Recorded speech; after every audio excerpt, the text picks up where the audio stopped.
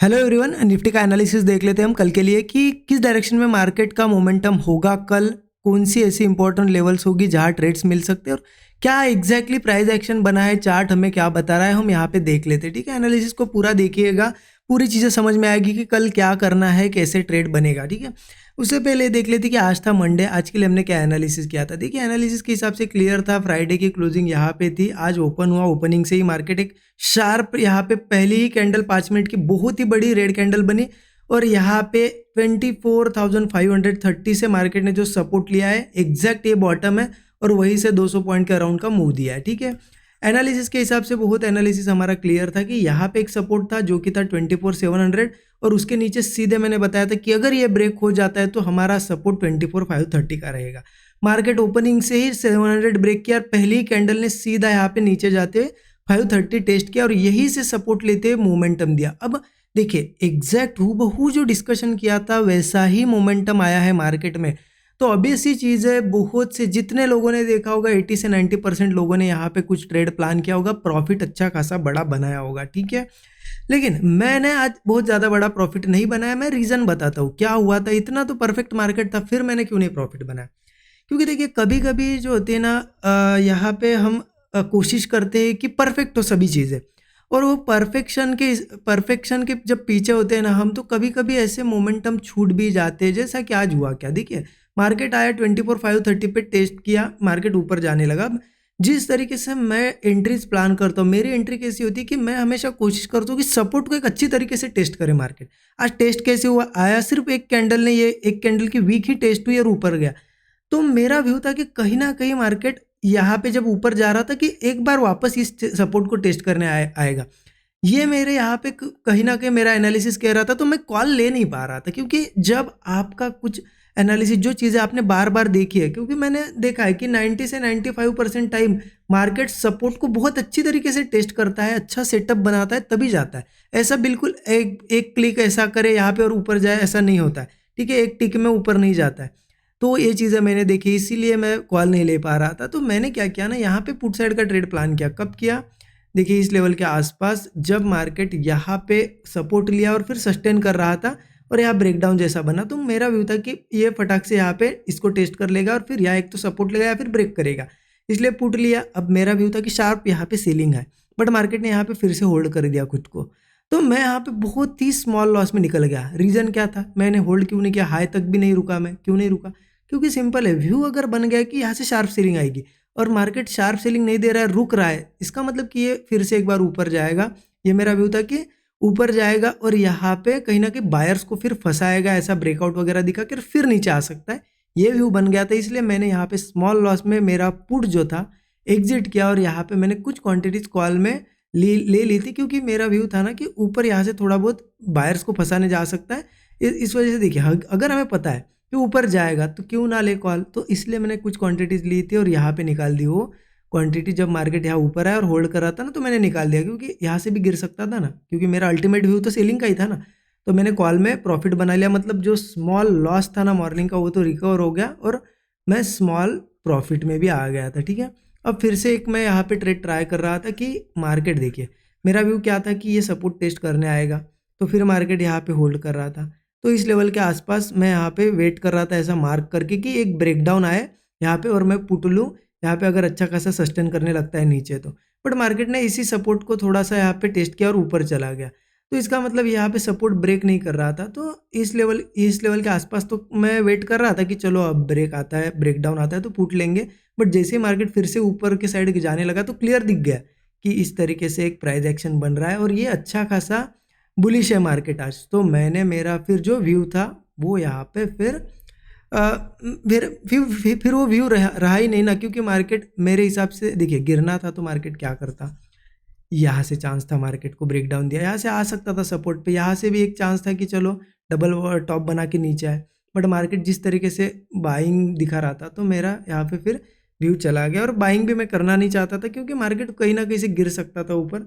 और एक अच्छा हुआ मैंने बाइंग नहीं, क्योंकि फिर ये साइडवेज में मैं फंस जाता। तो देखिए, आज का दिन यहाँ पे स्मॉल प्रॉफिट में ही क्लोज हुआ है। आप ज़रूर बताइए, आपने इस सपोर्ट से कॉल लिया या फिर आप भी मेरे जैसे आज के दिन पुट के लिए रुके थे, क्योंकि यहाँ कोई खास सेटअप भी नहीं दिखा मुझे और टेस्ट भी अच्छे से नहीं हुआ था, इसलिए मैं पुट लेने के लिए रुका था, ठीक है। अभी इंपॉर्टेंट क्या है ना कि कल क्या करना है, कल कैसे ट्रेड प्लान करना है। तो उसके लिए मैं देखिए आपको एक बार बड़े चार्ट पे भी, डेली चार्ट पे भी दिखा देता हूँ। एग्जैक्टली मार्केट है तो अभी भी साइडवेज। हमने वीकली एनालिसिस में भी देखा कि मार्केट को कहीं ना कहीं ऊपर ही जाना है, मतलब ऊपर जाने के लिए रेडी है ना। यहाँ पे देखिए कंसोलिडेट किया, ब्रेकआउट दिया, फिर यहाँ पे इस तरीके से सपोर्ट्स बने यहाँ पे, और ऊपर से ऐसा क्या हो रहा है, रेजिस्टेंस बनते हुए आ रहा है। तो मार्केट ऐसा एक ब्रेकआउट दिखा सकता है, बट ठीक है, ब्रेकआउट दिखाएगा फिर ऊपर जाएगा वो अलग बात है, लेकिन अभी के लिए तो हम साइडवेज में हैं। ध्यान से देखिएगा, सपोर्ट लेवल यहाँ पे, ऊपर से रेजिस्टेंस है, अभी रेंज में फंसे हुए हैं, ठीक है। तो क्या मार्केट यहाँ पे कल के दिन अपसाइड निकलेगा या डाउन साइड निकलेगा? देखिए रेंज में हमेशा ध्यान रखना, अगर कोई रेंज बनी है तो यहाँ पे दोनों साइड के, मतलब कॉल साइड और पुट साइड दोनों साइड के ट्रेड बनेंगे, और दोनों के लिए रेडी रहना। और एक चीज़ मैं आपको इंपॉर्टेंट बता देता हूँ, अगर आप इंट्राडे करते हो, इंट्राडे ट्रेडिंग करते हो और आप इंट्राडे में प्रॉफिटेबल बनना चाहते हो, तो कभी भी मार्केट से अटैचमेंट आपकी जो भी है छोड़ दो, मार्केट से अटैच नहीं रहना, अटैचमेंट छोड़ दो या फिर बायस होना छोड़ दो। क्योंकि लोग बहुत ज़्यादा बायस होते हैं कि मैं कॉल ही लूँगा, कल मैं पुट नहीं लूँगा और प्रॉफिट बनाऊँगा, या फिर मैं पुट ही लूँगा मैं कॉल नहीं लूँगा। ऐसा बायस नहीं होना है। देखिए आपको इंट्राडे में पैसा बनाना है तो अल्टीमेट हमारा गोल क्या है ये समझिए। सबसे पहले हम आए किस लिए मार्केट में? प्रॉफिट बनाने के लिए। हाँ, कोई कितना भी कहे कि नहीं मुझे तो सीखना है, मुझे मार्केट पसंद है इसलिए मैं करता हूँ, देखिए कितना भी कुछ कहो, लास्ट हमारा गोल प्रॉफिट ही है। अगर इस गेम में हम आए हैं और आप यहाँ पे प्रॉफिट नहीं बना रहे हो तो कोई फ़ायदा नहीं, यहाँ पे टाइम वेस्ट कर रहे हो, सीधी सीधी बात है। क्या कर रहे हो? टाइम वेस्ट कर रहे हो, ठीक है। तो प्रॉफिट बनाना गोल है, तो प्रॉफिट आपको कॉल में ट्रेड लेके आए या पुट में ट्रेड लेके आए, क्या है, अल्टीमेटली प्रॉफिट ही निकालना है ना। हाँ, आप कॉल लिए हो, आपको कॉल ने पैसा दिया, तो ऐसा थोड़ी आप कहोगे कि नहीं मुझे पुट से ही प्रॉफिट बनाना था, कॉल वाला प्रॉफिट मार्केट को वापस दे दो, ऐसा तो नहीं ना। प्रॉफिट ही बनाना है, तो ध्यान रखना ऐसे में दोनों साइड के ट्रेड बनेंगे।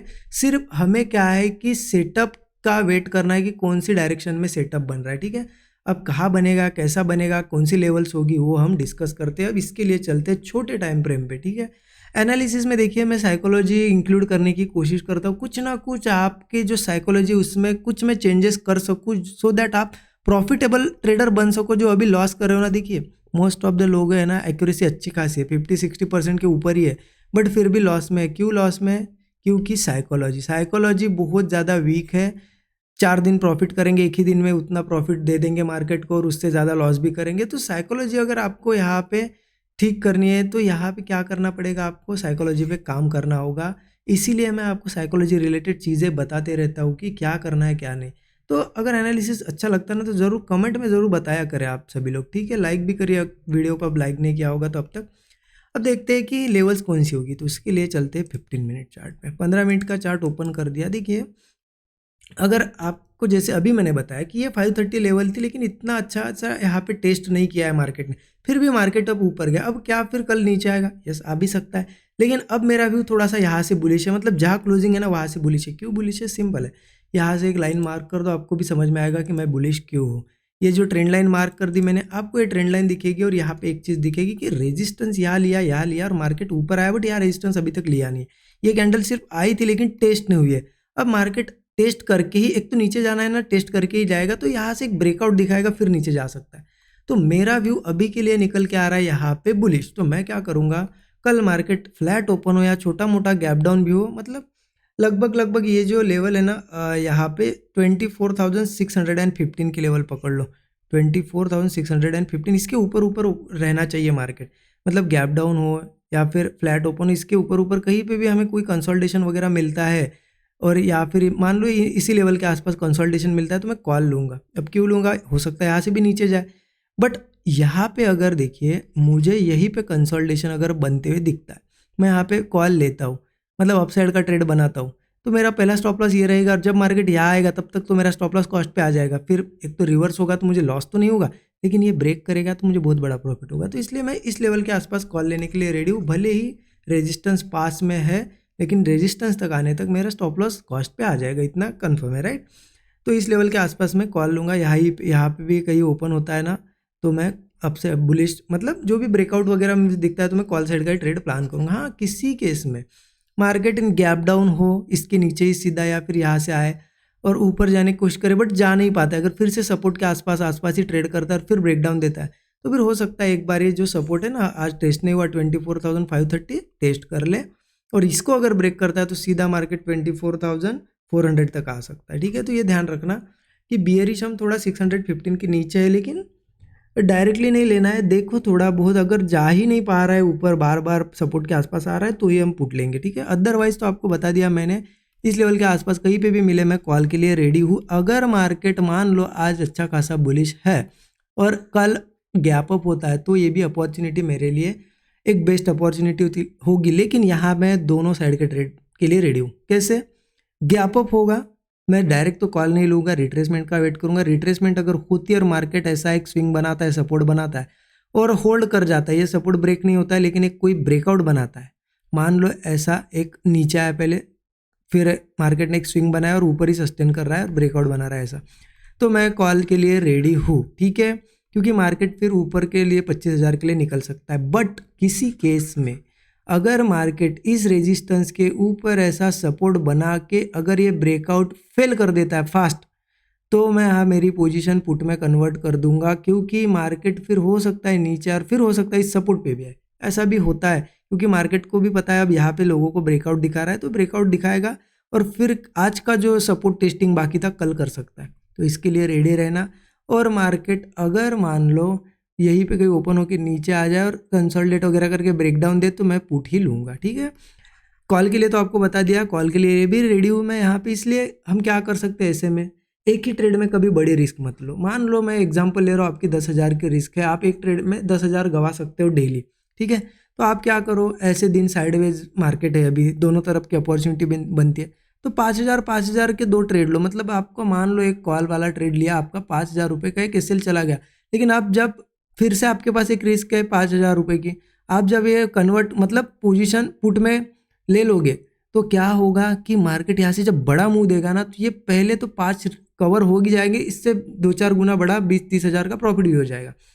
और होगा क्या, अगर मान लो दोनों भी एसएल गए, तो भी आपके क्या जा रहे हैं, 10,000 जा रहे हैं, जो आपने पहले ही डिसाइड करके रखा है कि मुझे इतनी रिस्क लेनी है। तो क्या दिक्कत है, इस तरीके से प्लानिंग करो थोड़ा, ठीक है।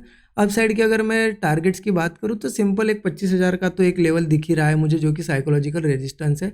ये ब्रेक होता है 25,200, 25,400, ये हमारे रेजिस्टेंस निकल के आ रहे हैं। तो इस तरीके से प्लान करना है। देखो मार्केट में हमेशा है ना न्यूट्रल रहो। अगर इंट्राडे करना है तो खास करके न्यूट्रल रहना ही होगा। आप अगर न्यूट्रल नहीं हो, आप हो बायस कि नहीं अब मार्केट आज बुलिश है तो मैं कल बुलिश ही ट्रेड लूँगा, तो क्या होगा, मार्केट गिरता रहेगा गिरता रहेगा, आप कॉल पे कॉल बीच बीच में लेते रहोगे और वो आपके हर एक एसएल हिट करता रहेगा। इसलिए बायस नहीं होना है, ठीक है। मार्केट अब बुलिश है, हम बुलिश ट्रेड लेंगे। अगर हमें दिखता है कि नहीं यार ब्रेकआउट्स फेल हो रहे हैं, मार्केट नीचे नीचे ही जा रहा है और यहाँ पे कहीं ना कहीं सपोर्ट टेस्टिंग बाकी है, तो क्यों ना फिर पुट साइड भी लिया जाए, है ना। तो आप न्यूट्रल रह के ट्रेड करो, प्रॉफिट बनेगा। अल्टीमेट गोल नहीं भूलना है हमारा कि प्रॉफिट निकालना है, ठीक है। प्रॉफिट के लिए हम आए यहाँ पे, ना कि टाइम पास करने। तो हमेशा देखो कि प्रॉफिट कैसे बनेगा। कॉल लो, पुट लो, कुछ भी करो, लेकिन प्रॉफिट बनना चाहिए, बस ये ध्यान में रखो, ठीक है। अच्छा लगा एनालिसिस, जरूर कमेंट में बताइएगा। Thank you so much everyone.